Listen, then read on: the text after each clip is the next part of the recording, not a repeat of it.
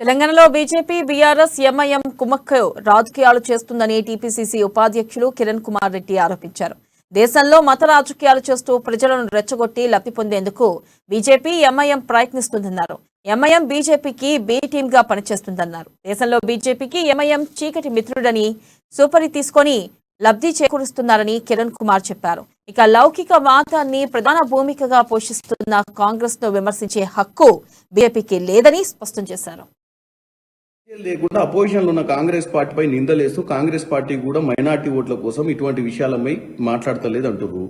మేము ఒకటి అడుగుతున్నాం. మీరు ఇమీడియట్ గా ఎంఐఎం పై చర్యలు తీసుకోండి. మీరు ఈ రోజు మీ ప్రజలందరికీ తెలుసు, ఎంఐఎం పార్టీ గతంలో కేవలం హైదరాబాద్ కి పరిమితమైనటువంటి పార్టీని ఈరోజు భారతదేశం మొత్తం ఉత్తరప్రదేశ్, వెస్ట్ బెంగాల్, బీహార్ లాంటి రాష్ట్రంలో తీసుకుపోయి ఎన్నికలలో ఎవరు నిలబెట్టరు, దేని లబ్ధి కోసము. ఇటు హిందూ సోదరులను, మైనార్టీ సోదరులను మీరు తప్పుతో పట్టించే ప్రయత్నం చేయకండి. మీరు ఎప్పుడైతే ఎన్నికలు వస్తాయో అప్పుడే ఈ ఉగ్రదాడులు ఇవన్నీ చేస్తారు. ఇవి కేవలము మైనార్టీ, మీరు హిందూ ఓట్లను కన్సాలిడేట్ చేసుకోనికే మైనార్టీ సోదరులను ఇబ్బంది పెడుతున్నారు. ఇటువంటి పార్టీలను కూడా మీరు వాడుకుంటారు.